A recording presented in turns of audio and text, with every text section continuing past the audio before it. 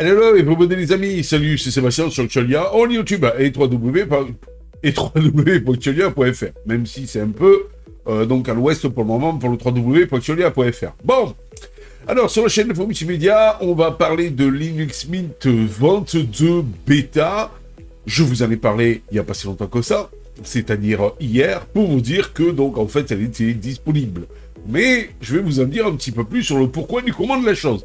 Oui, au fait, pour revenir à Xiolia.fr, on verra à la rentrée peut-être ce qu'on fera. Bon, alors, donc, la version bêta de Linux Mint 22 est désormais disponible en téléchargement. Donc, elle arrive, elle est arrivée.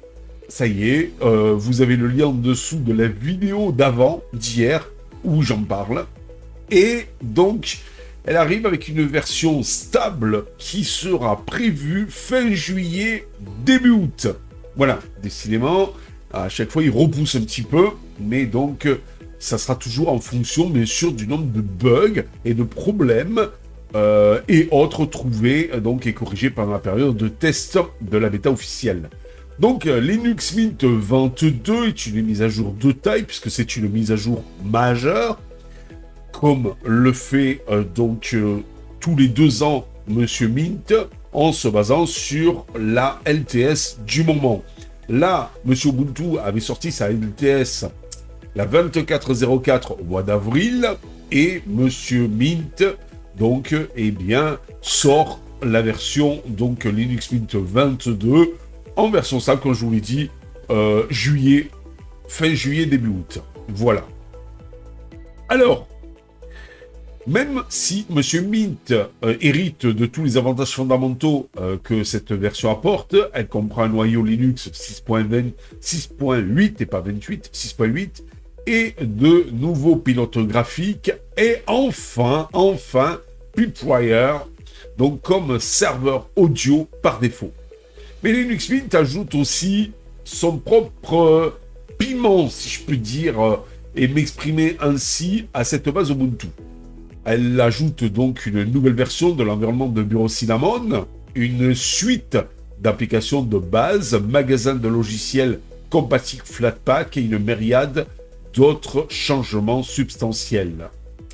Alors, entre autres, sort la nouvelle version de son DE d'origine, Cinnamon 6.2. Il s'agit du bureau par défaut de Linux Mint 22. Bien qu'aussi, vous avez les versions des DE, donc vous avez les versions de Mate XFCE qui sont également disponibles pour ceux qui les préfèrent. Mais si vous voulez vraiment avoir une super expérience de Mint, c'est quand même Cinnamon. Alors, la barre de recherche s'affiche par défaut lors de l'ajout aux applications de démarrage. Une nouvelle option de délai de verrouillage de l'écran, 5 et 10 secondes. Workspace Switcher prend en charge la suppression de l'espace de travail avec un clic du milieu.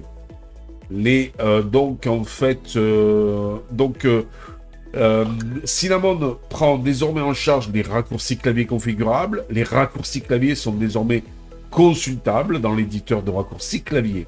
L'applet utilisateur prend en charge l'affichage de la photo du profil utilisateur sur le panneau. Les sessions Cinnamon ont désormais des badges d'accueil. Le menu Mint se dote d'une catégorie science. L'applet, comme barre, rend les actions de clic configurables. OSK prend un bouton pour fermer l'OSK. Les connexions VPN actives ajoutent un cadenas aux icônes de réseau. Alors, vous avez de nombreuses applications par défaut de Linux Mint 22 qui bénéficient de nouvelles fonctionnalités et ou d'améliorations. Vous avez Nemo qui bénéficie d'un nouvel éditeur de mise en page et de sous-menus pour les actions. Vous avez application web Matrix et à ajouter à l'installation par défaut. Le gestionnaire de logiciels masque par défaut les applications FlatHub non vérifiées. Warpinator dispose désormais d'un élément redémarré dans le menu.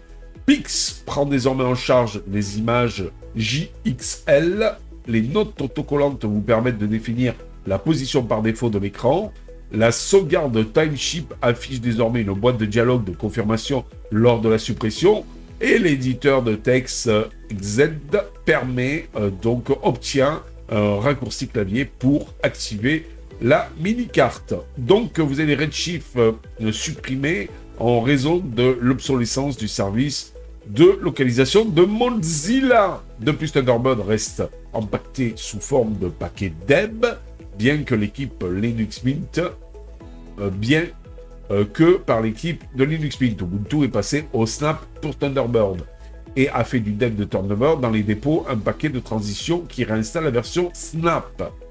Les applications web créées à l'aide du gestionnaire d'applications web de Linux Mint continuent d'utiliser Firefox comme auparavant, mais la barre d'outils et la barre de menu sont désormais masquées par défaut, mais réapparaîtront si et seulement si, quand cela est nécessaire, comme l'ouverture d'un lien dans une application web dans un nouvel onglet.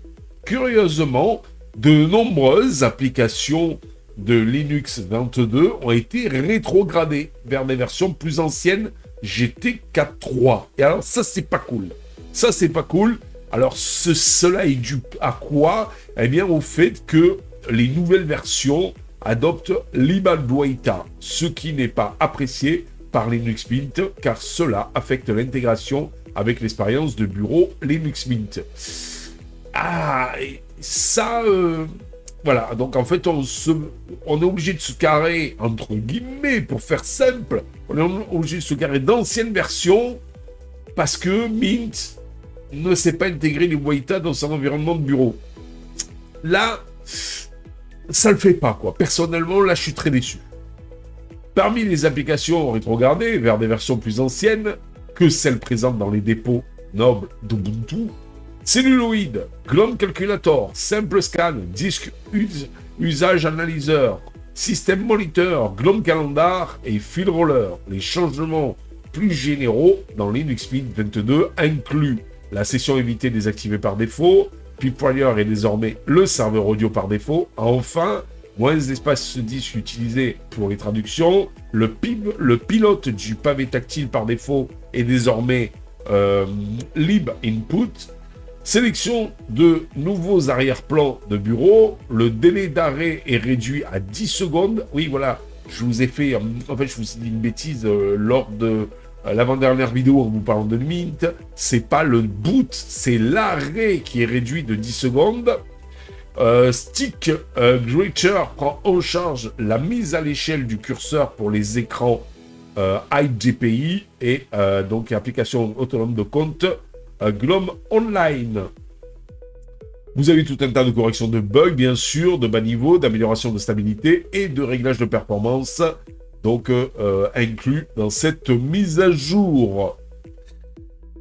Eh bien, franchement, ça apporte du bon. C'est de Linux Mint 22. Je vous rappelle que la version bêta, donc en fait, est disponible déjà. Mais moi, personnellement, je suis un petit peu déçu parce que si Mint doit rétrograder parce qu'il ne peut pas gérer les dernières nouveautés d'Ubuntu, ah, ça le fait pas. Voilà, franchement, ça le fait pas. Ça le fait pas. Ça me rappelle un peu à l'époque Ubuntu qui donc avait rétrogradé fichier parce que en fait ils géraient plus les icônes sur le bureau.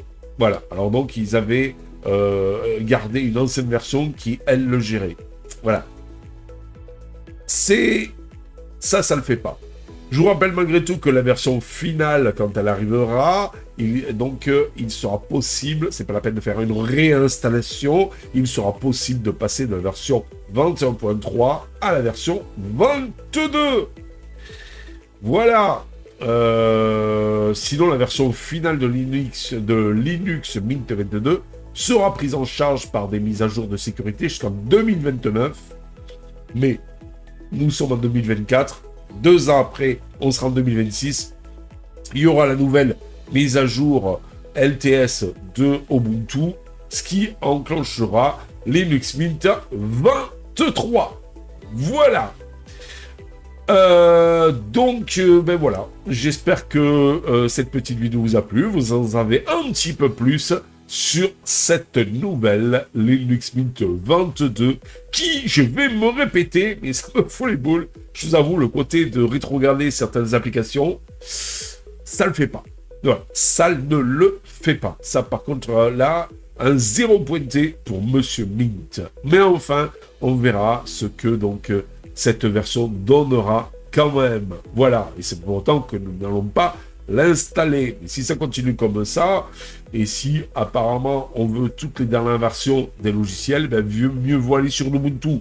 Moins simple d'utilisation, faut dire ce qui est, un peu chiant parce qu'ils utilisent des snaps, mais malgré tout, on n'aura pas ce problème de rétrograder certaines applications. Ou alors, il faudrait que M. Linux Mint se mette au boulot pour inclure libadwaita directement dans Mint. Allez, sur ce, je vous dis ciao pour la prochaine vidéo. Et donc, en fait, n'oubliez pas le pouce en l'air, n'oubliez pas de vous abonner. C'est totalement gratuit et ça nous permet de nous encourager dans quoi? Eh bien, dans cette belle aventure multimédia. Ciao les amis, bye bye. Si vous avez aimé cette vidéo, abonnez-vous, mettez un pouce en l'air, et partagez cette vidéo, merci, cela fait toujours plaisir.